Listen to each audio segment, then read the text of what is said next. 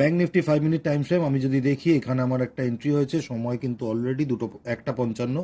ঠিক আছে, মার্কেট এখানে ওপেন হওয়ার পর এরকম নিচে এসে একটা সাপোর্ট নিয়ে আবার ওপরে গেছে, আবার নিচে এসে আবার একটা সাপোর্ট নিচ্ছে, তাহলে অলমোস্ট এখানে একটা ডাব্লু হচ্ছে।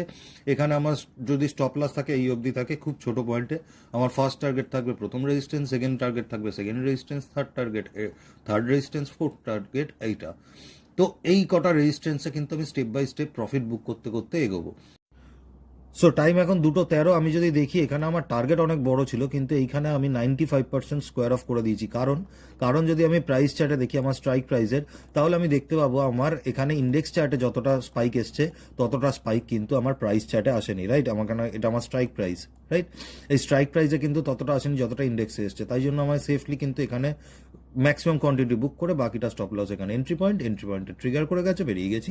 আমি ছোটোখাটো প্রফিটে বেরিয়ে যাচ্ছি।